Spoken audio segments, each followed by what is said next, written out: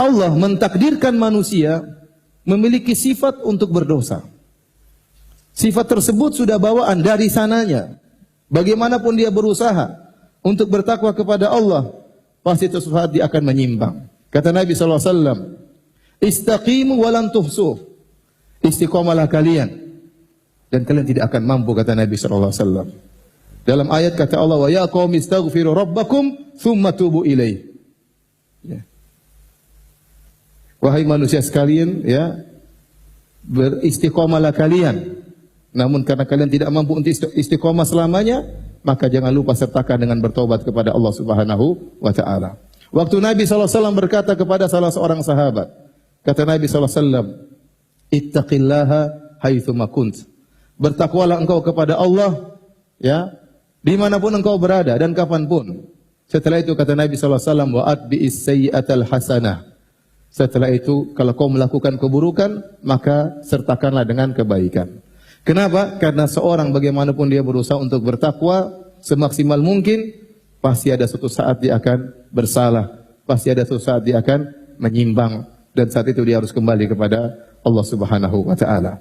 Jadi sifat berdosa adalah sifat yang menyertai seorang manusia. Dan dalam hadis kata Nabi sallallahu alaihi wasallam, kullu bani Adam khata'. Seluruh anak Adam khata'. Khata' itu sifat mubalaghah yang menunjukkan sering berdosa. Seluruh anak Adam sering berdosa, ya.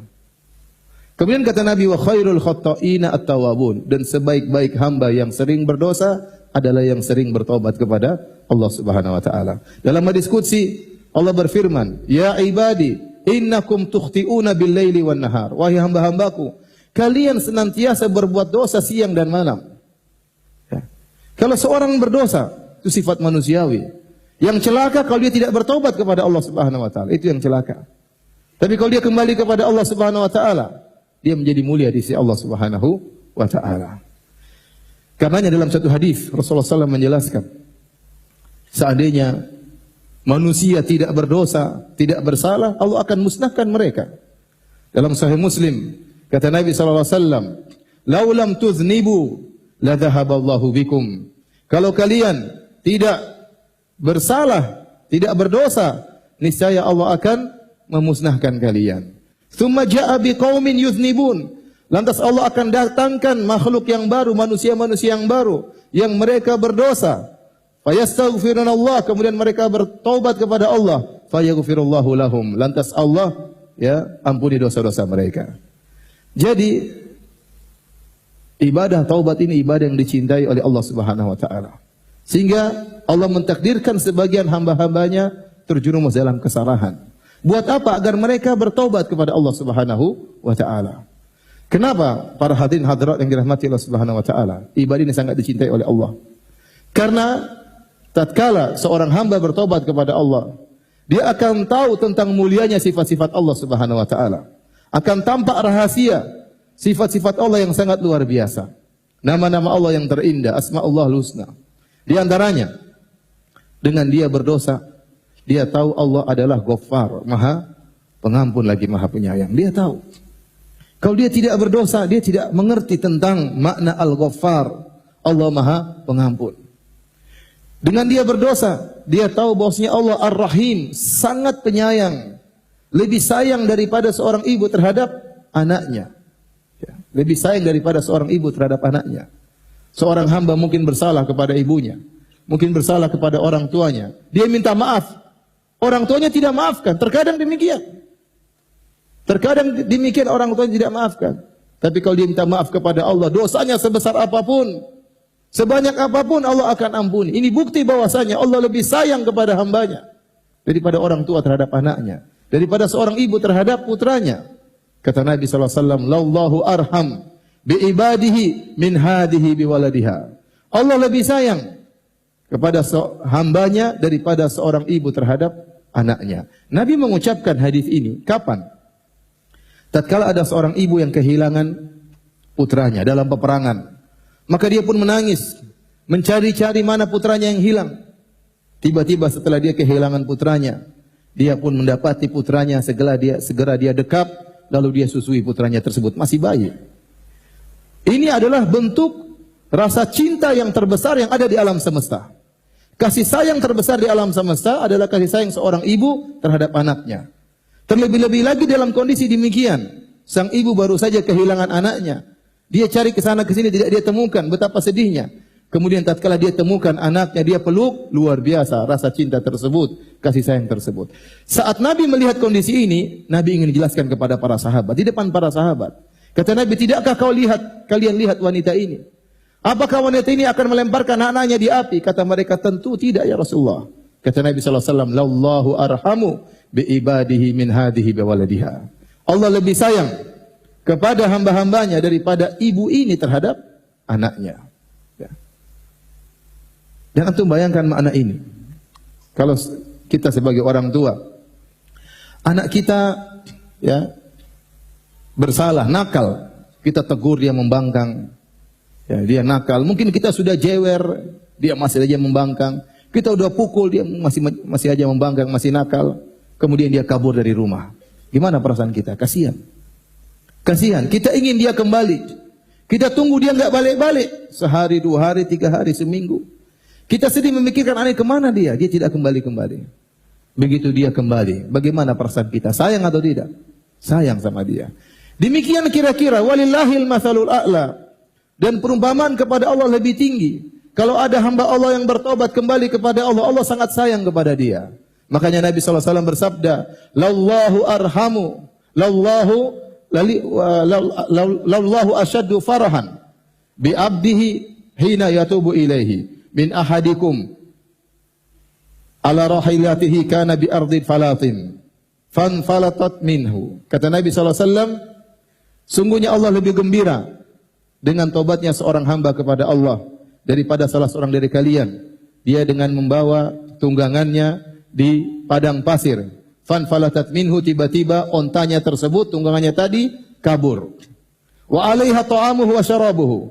Ternyata di ontanya tersebut bekalnya seluruhnya di situ. Makanannya, minumannya di situ. Dia sudah putus asa. Fa ayisa min rahilatihi. Dia pun putus asa dari tunggangannya tadi.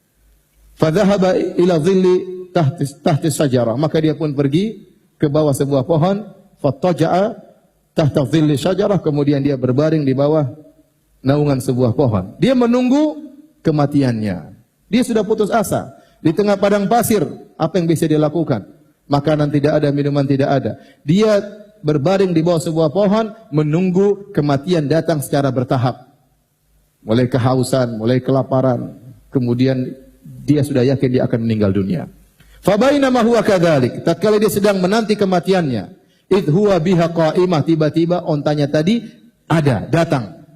Wa 'alaiha ta'amu wa syarabu, ternyata makanan dan minumnya masih lengkap. Maka dia langsung begitu gembiranya, fa akhadha bi khitamiha, lantas dia memegang tali kekang onta tersebut, saking bahagianya dia berkata, Allahumma anta 'abdi wa ana rabbuk, ya Allah, sungguh engkau adalah hambaku dan aku Tuhanmu ya Allah ya.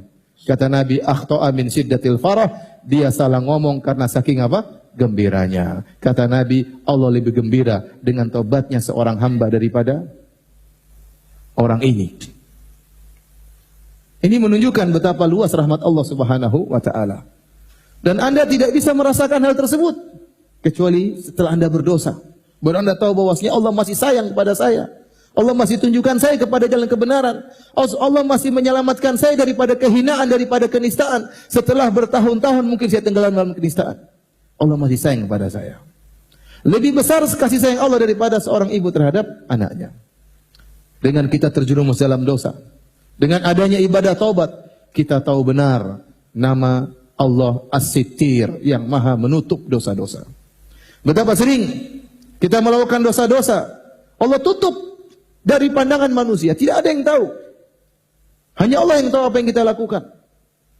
Oleh karenanya Ibnu Qayyim rahimahullah berkata, kalau ada orang memuji Anda, ada orang memuji antum, sebenarnya tidak sedang memuji kelebihan antum tentang amal soleh antum, tidak.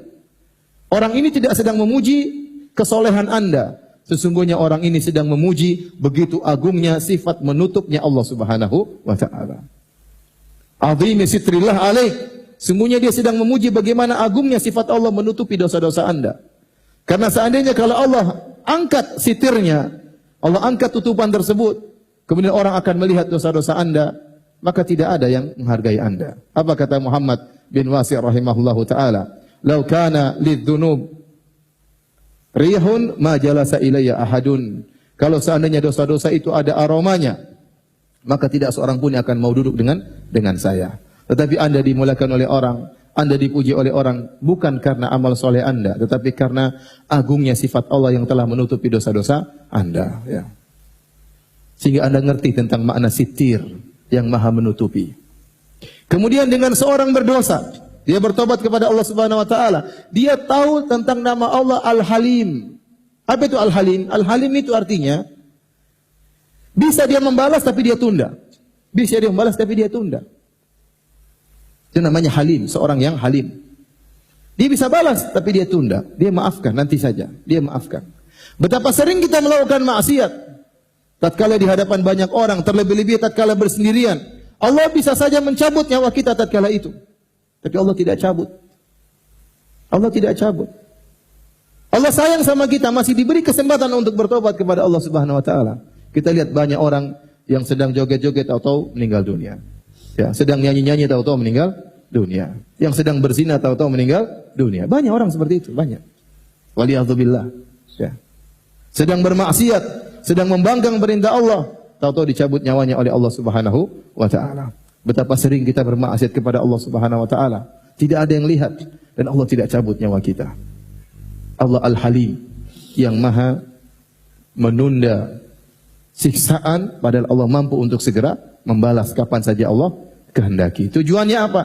Agar Anda kembali kepada Allah Subhanahu wa taala. Kemudian dengan bertobat kita tahu nama Allah At-Tawwab. Apa itu At-Tawwab? Zat yang maha menerima taubat dan zat yang maha mengilhamkan taubat kepada seorang hamba. Kalau Allah tidak berilham kepada kita untuk bertobat, kita tidak bakalan bertobat. Banyak orang di antara kita yang benar-benar tenggelam dalam kemaksiatan. Lupa dengan akhirat, tenggelam dengan dunia kemaksiatan. Entah zina, entah morfin, entah khamar, entah wanita, entah musik-musikan, entah apa saja, tenggelam dalam kenistaan. Subhanallah, tiba-tiba Allah ilhamkan kepada dia untuk bertobat. Ya. Makanya Allah berfirman, "Tsumma taba 'alaihim liyatubu." Kemudian Allah mengilhamkan taubat kepada mereka agar mereka bertobat. Tsumma taba 'alaihim, itu Allah ilhamkan taubat kepada mereka liyatubu, agar mereka bertobat. Ternyata kita tergerak untuk bertobat juga ilham dari Allah Subhanahu wa taala. Ini semua adalah hikmah dari seorang terjerumus dalam dosa. Dari ibadah taubat kepada Allah Subhanahu wa taala. Dan yang terakhir di antara hikmah dari kita terjerumus dalam dosa yaitu bahwasanya tatkala kita ingat dosa-dosa kita, maka kita tidak merasa tinggi. Kita tidak pernah merasa ujub. Sekarang mungkin alhamdulillah Allah telah selamatkan kita dari jurang kenistaan. Allah selamatkan kita dari kemaksiatan.